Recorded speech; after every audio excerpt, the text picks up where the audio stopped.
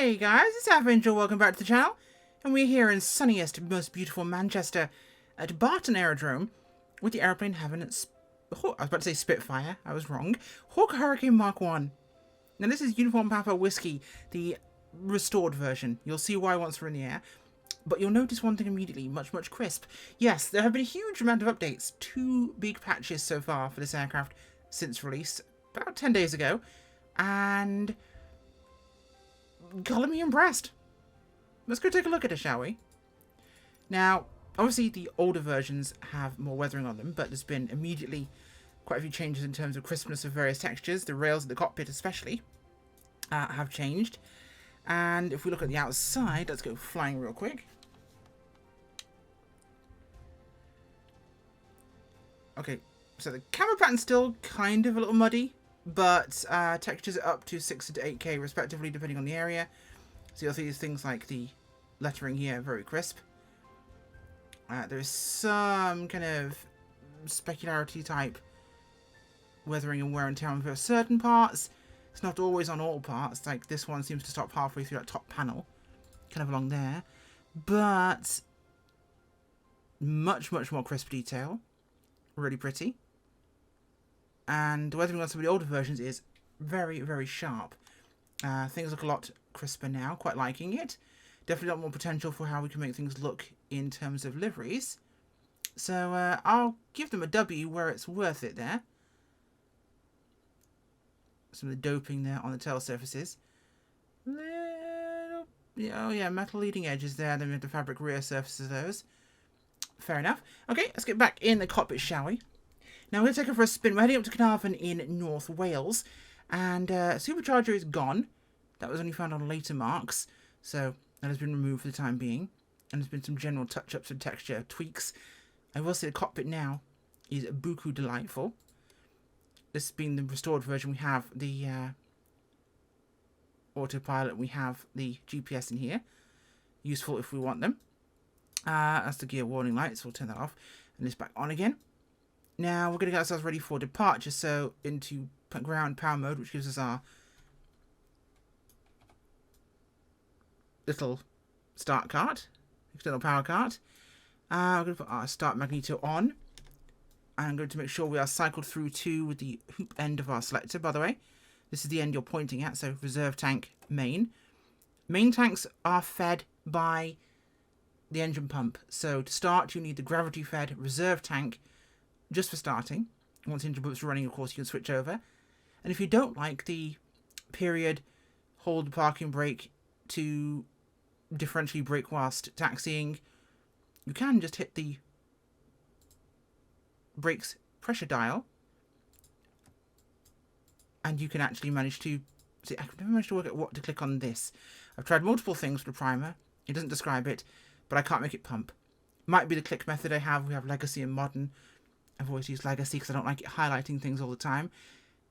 I tried modern, didn't work as well. That's probably my fault. But if we click here, this can change it to regular differential braking, tail wheel steering. Less realistic, but more plausible in the sim context at least. Okay, so we'll pretend we primed it. We haven't, of course, because it won't. That's my fault. Throttle is cracked. That's full forward. Full back for full rich on the mixture. And should be able to pop the boost open, mags to on, and we should be able to turn the boost system on.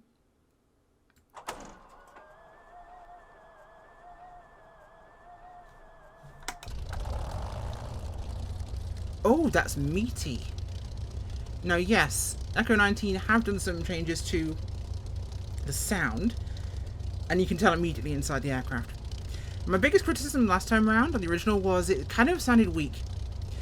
It was a little quiet, a little weak on the interior, and to me it needed a bit more 250 to about 55 to 250-ish hertz. Drop out some 1K and you'd have a much richer, natural sound. Real life compared to how your ears hear it in the sim, two different things. The sounds outside were great. Inside really lacked. Now, quite a lot meatier. There's a shade there. I'm not a huge fan of the fact that it doesn't actually parallax on there. It does appear to be textured on, but it's not the end of the world. Okay, so this is running now, so we'll close those off there.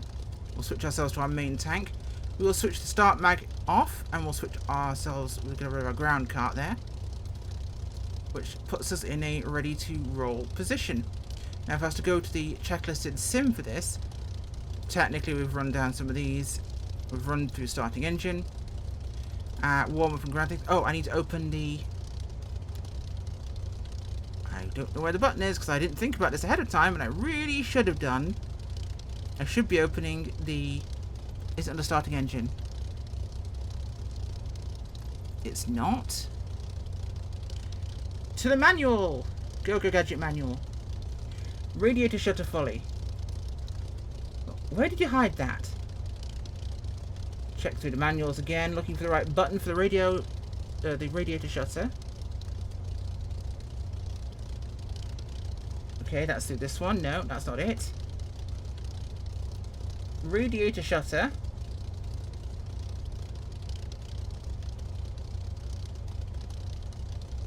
$43. That would put it about... Oh. Is this? There we go. So that's our radiator flap shutter open, which is, I'm assuming, the back of this old beastie. Help cool the big Merlin on the ground. So, parking brake released. Let's get ourselves taxied out and we'll head southwest. Turn the old noggin on. Now, if that really was a functioning reflector sight, that would be parallaxing as we moved our head around, but it's not. This already sounds much, much more aggressive on the ground. I like that a lot. And the adjustments to the rails of the cockpit and some of the little tweaks that have been done are, to me, very nice. We'll look over what those actually are in the air. This full breakdown of parts.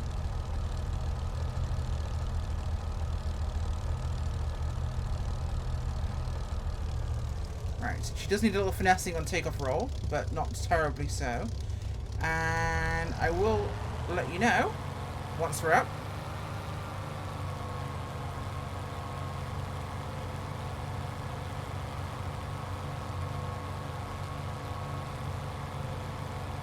There we go. She's a lot less quick to leap into the air.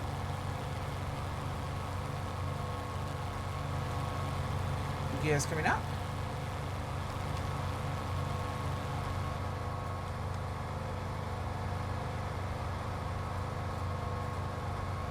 There we go.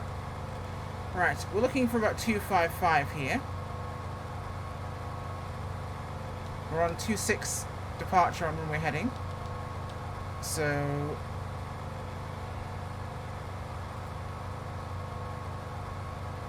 get visibility.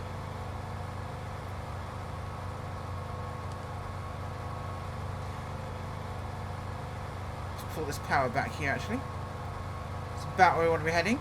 We're heading towards Liverpool and the coast, so we'll start to gain some altitude here. We'll pull that power back here.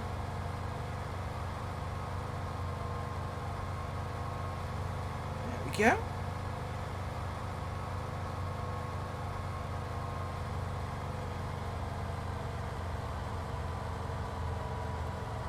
Okay, nicely done there. So immediately a much more visceral flying experience inside the cockpit. I will say the sound changes I really like. Let's get this thing trimmed nice, straight and level here. I'll switch my head off just for a minute so we can read some changes to you. There we go. Come on, a little bit of trim. A little bit of chasing going on here, but not terrible. Kind of loose on the trim.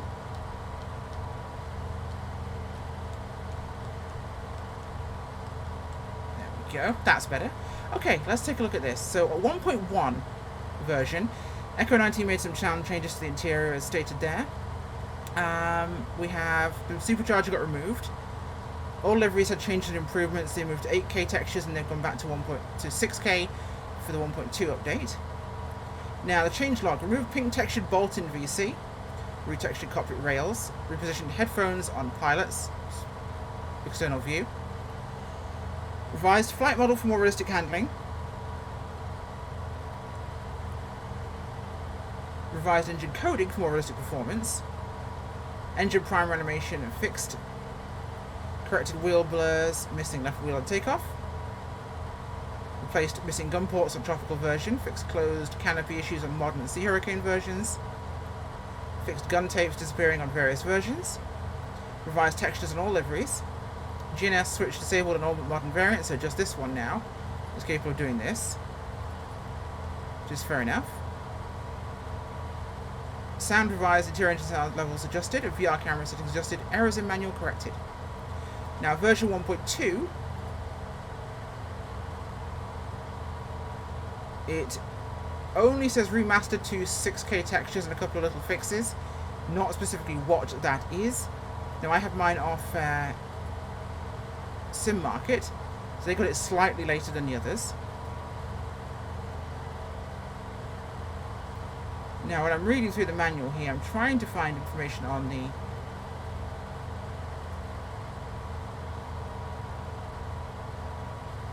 doodah, the primer. It's most likely a click spot. Oh, it is. There we go. Click in the wrong spot. See, I'm an idiot. I was just clicking in the wrong place. It really wasn't that complicated after all. But, no. The Hurricane's long been a favourite aircraft of mine, and I'll admit, in the first review of this aircraft, I was quite disappointed with what we got from Aeroplane Heaven. And I'm pretty sure the general views of the community was fairly polarised. People liked it, people didn't like it. Now, let me be the first to say when I'm wrong. I believe I was correct in my initial review. However, I will give Aeroplane Heaven credit. This is 10 days after release, and the vast majority of issues I had with the aircraft are fixed. I still think there are some issues with the texturing and where various shines are placed on panels, various bits of weathering. As you saw in this version, there's some weirdness on the front of the engine cowling. But a lot of the issues I had have been fixed. A lot. So, credit where it's due. They've done a lot of good work. You know what, magenta line, we don't actually need it, so we'll switch back to the gun sight for that more authentic feel. Now, exterior sounds. Oh, you know what we need to do? I know exactly what we need to do. Hold my beer. Wingmen.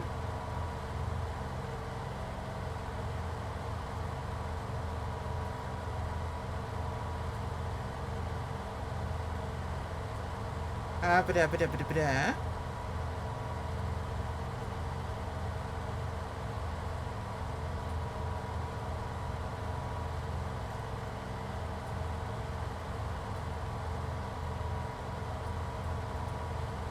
Slow down. We're getting maneuverability up.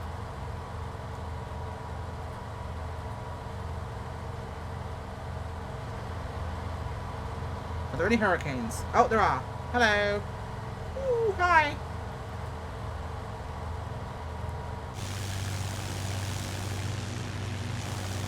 I only have one wingman selected. Let me fix that real quick. Hi, buddy.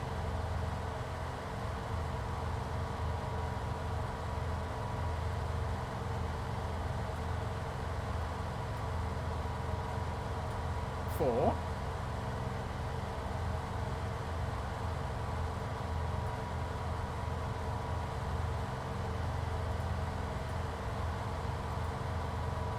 Let's see where they decide to go here. Hi, fellows.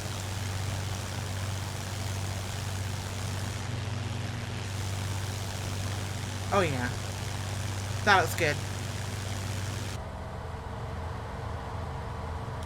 There is something iconic about being able to see your wingman out the window. Love that. There's Liverpool down here in the Mersey. We're heading straight across and along the Welsh coast now, or heading towards the Welsh coast. What's we do, Cheshire? We'll spread this formation a little bit here. And what was I saying? I'm sure I was saying something very important.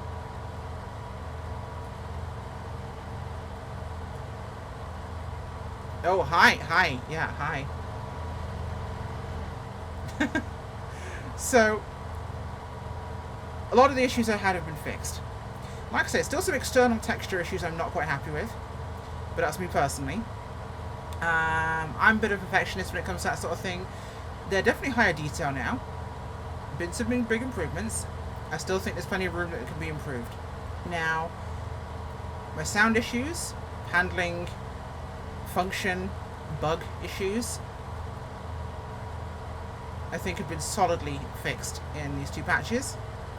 And straight off the bar, I can tell you I believe this has now gone from a don't buy it, you'll be disappointed, to a I think this is actually worth buying. There we are.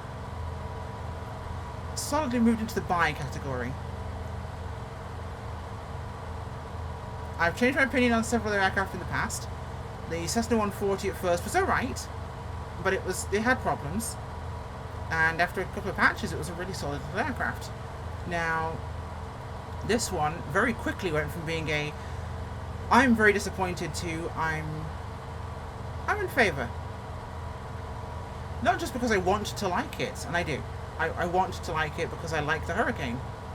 But I genuinely think it has gone from being a really underwhelming add-on for the price to something that had glaring bugs that has now come to a very valid World War II aircraft to have in your inventory. There are some people who don't like flying warbirds in the sim because you can't shoot the guns, it's not like DCS. Well, I want to fly over this. The real world. Not a pretty nice looking map. I'm sure I'd love to go fly over Normandy and gun down some Verst Eaters. But at the same time, I prefer flying over the real world in the aircraft, imagining what it would have been like then. My imagination's pretty strong. I can pretend that I'm back in the 40s. It's not hard. I don't need to be able to shoot at someone to be able to imagine that. I can't resist this urge. I have to fly through that. The hole in the cloud.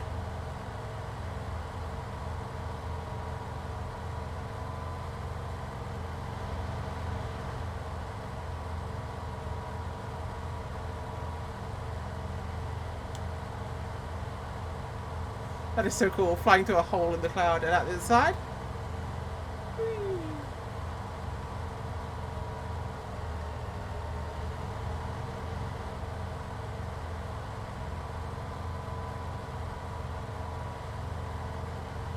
There we go. But no.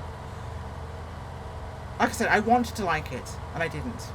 A friend actually said that I sounded really enthusiastic at the start of the video, but sounded more and more depressed as the video went on, and I was. All my reasons for feeling that depressed have gone. And yeah, worth it.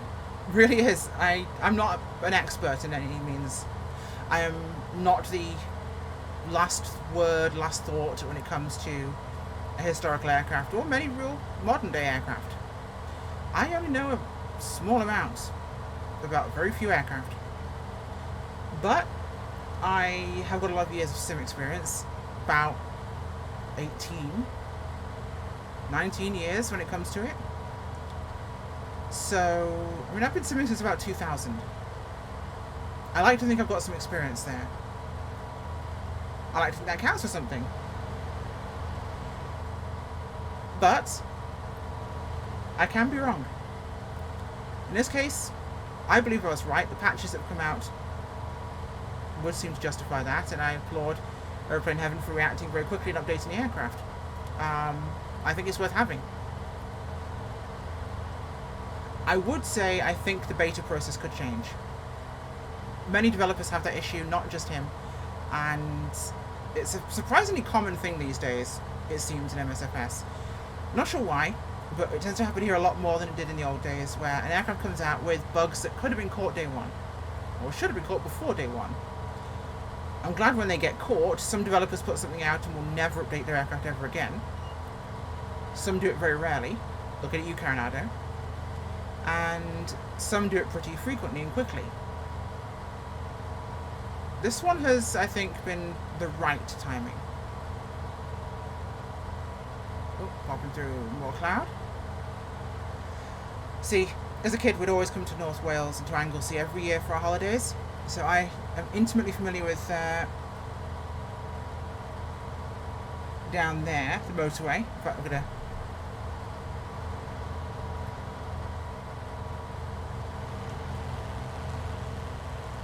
put the canopy open and we'll get down a little bit here. So you've got the train line down there. It runs along the coast. I'm not sure where the motorway actually is here, whereabouts it runs, but I know it joins this section of coastline. I'm pretty sure it's already along here. Or is that there? That's it there. Yes, the motorway runs through several of these towns before it kind of hits along the coast, especially once we get to the headland up here. We start to see the Snowdonian Mountains climbing up ahead of us.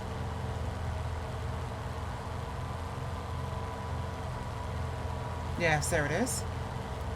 I always loved watching, there's several places along here where there's quarries and there's loading stations for ships and little docks where the ships would pull in and fill up with gravel, sand, various other things they've been mining or quarrying. And all the caravan parks along the coast.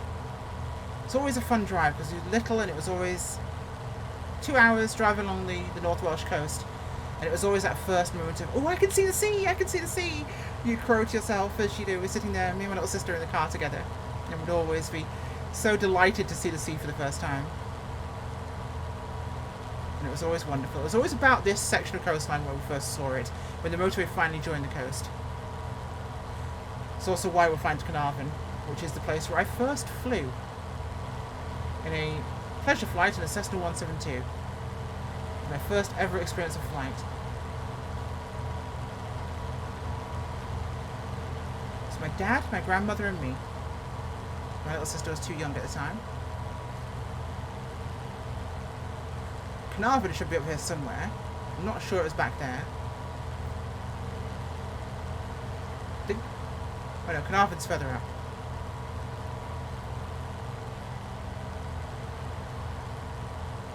That'll be Anglesey dead ahead. Just over there, I believe.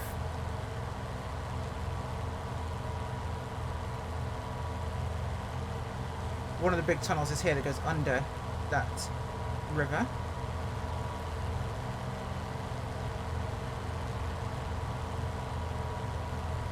It's surprisingly hard to find good motorway stops and services in North Wales. It tends to be a bit of a pain in the backside. I tend to take this route actually at least a couple of times a year now whenever we're flying or catching a ferry back to Ireland, because we catch the boat at Holyhead. So normally we're doing this at 2 in the morning though, or at midnight, rather than it being during the day, so you don't quite get the view at night time. So you'll see there the motorway kind of arrives here, then dips, then it goes under there and pops out right there. So we're having Avengel's Memory Lane at the moment, and I do not apologise for that whatsoever. It's a beautiful part of the country, and very underappreciated scenery. Yep, see motorway there, and motorway gone. Yep, there. It comes out there, so it's that way. I'd always hold my breath whenever we went under the tunnels on this road as a kid. I still do as an adult. Don't tell anybody. But I will still hold my breath when we go through these tunnels. Could I do it in, say, the Gotthard Tunnel in Switzerland? Probably not. But hey, it's a thought that counts. Same thing happens down there as well with the tunnel. I'd always hold my breath. Let's see if I could hold my breath the entire way through the tunnel. So childish, but there you go.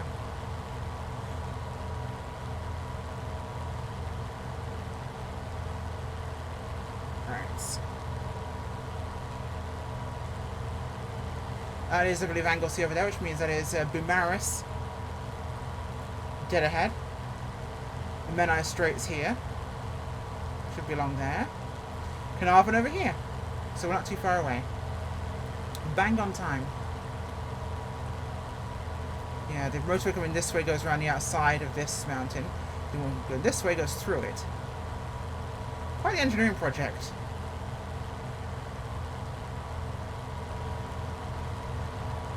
The wingmen are still out there. Let's see how they cope with landing. One of the quarries up there.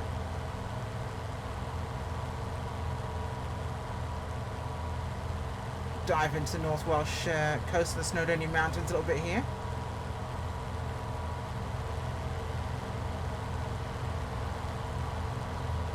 That is a heck of a view. Oh, quarry.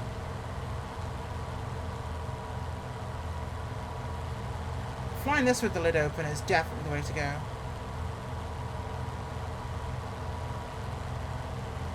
There's the Irish Sea just beyond us there.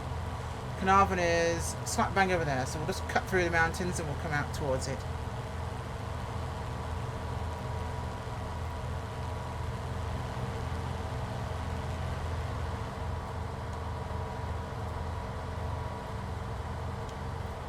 Close the lid for a little bit.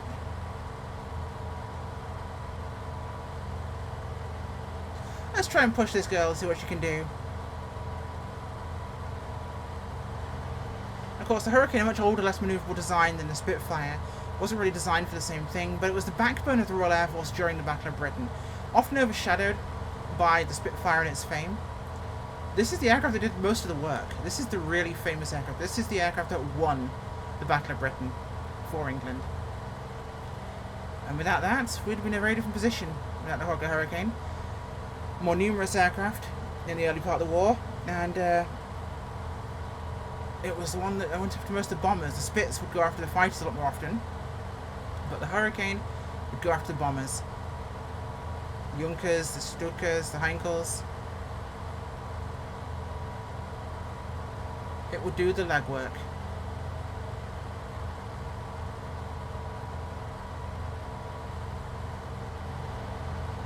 Okay. Start there, boys. You are nice. Low-level flight with a bunch of Hurricanes. Lovely. More quarries because it's Wales. It wouldn't be Wales if there weren't.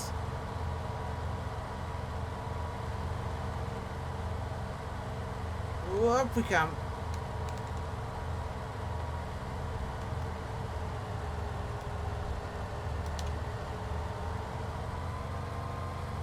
Ooh. You can hear it going a little bit light as we go negative G's there. Not gravity fed on the main tank, but it is gravity fed on the reserve, of course.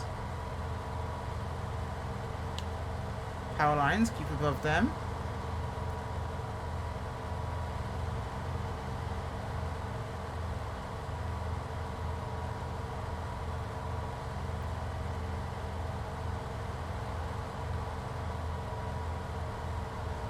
Oh, there we go.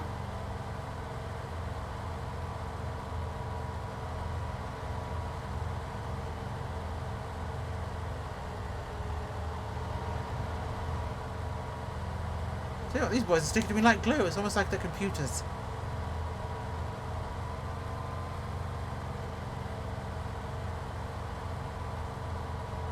Pushing the power a little bit here.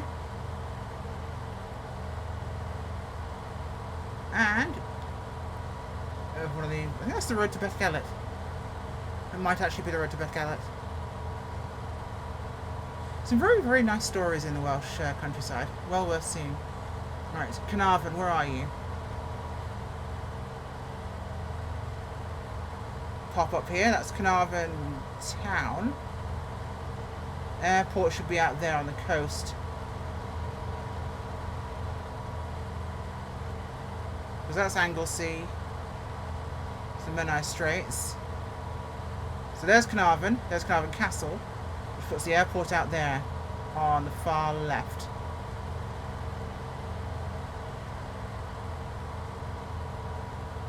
Should be able to see the castle down here. Where's the bridge?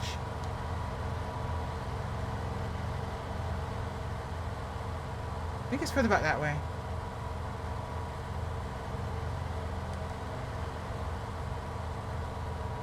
Oh, Carnarvon is up here and there's Conway back there. Sorry, the town we passed back there was Conway. I always get those two mixed up. And Bangor's back over there.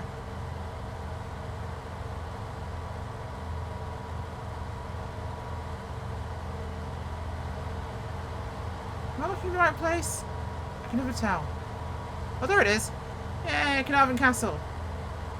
Right next to the marina. I always forget that. Right on the entrance to the river. Carnarvon Castle. Little flags flying.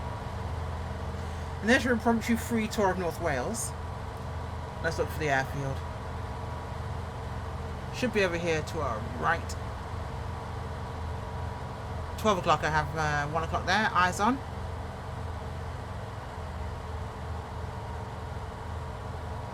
There's the wind turbines. We'll fly where we're heading. We'll peel around. We'll come in for our approach.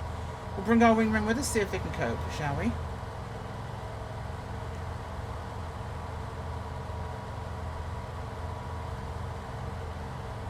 Let's pop the lid.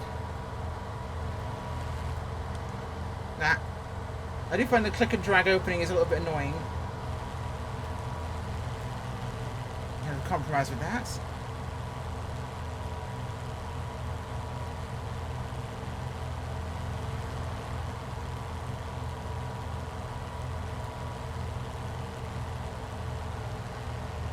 Okay, pull the throttle back here.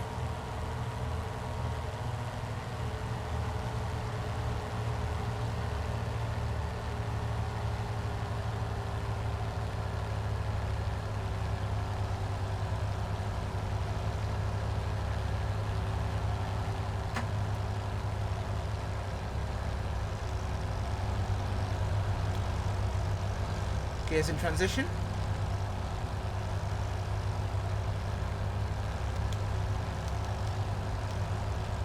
Okay, props full forward. I should have closed the radiator flap in the air. Means that Merlin's been running quite cold actually for the moment, so I should have had that closed.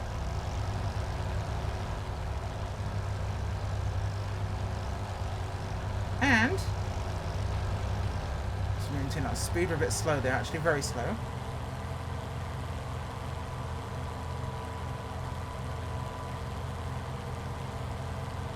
Nose down.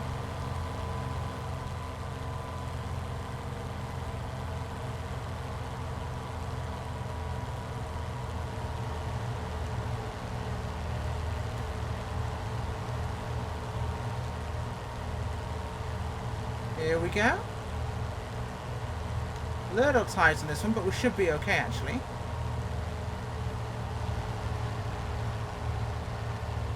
They're back behind me. Over the caravans.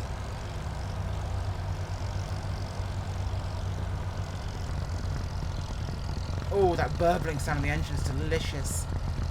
Oh, that sounds good. That sounds really nice now.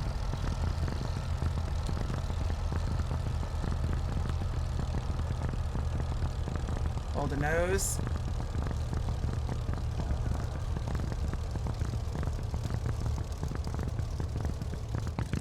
The others behind me? Oh, they're having a hard-ass job of it. But they've almost made a good job of it. They're almost line astern-ish. They're trying their best. What the hell is... Oh.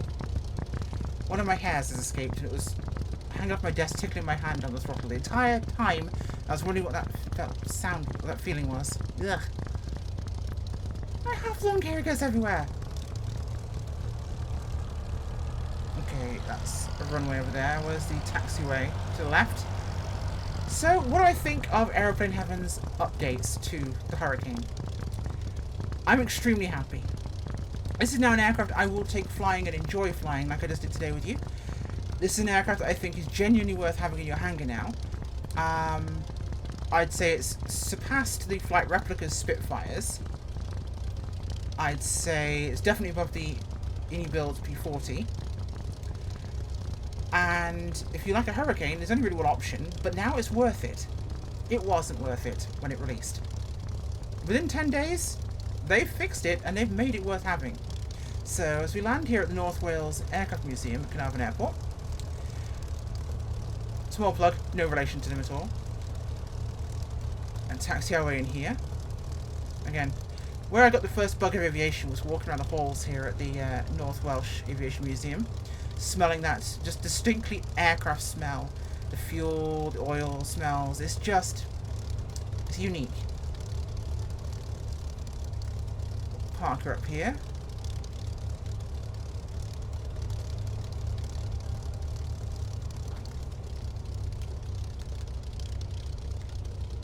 we are.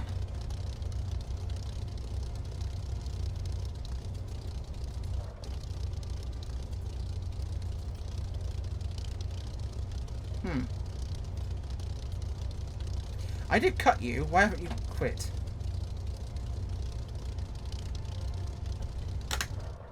Well, that works, doesn't it? What do I think? I think it's worth it.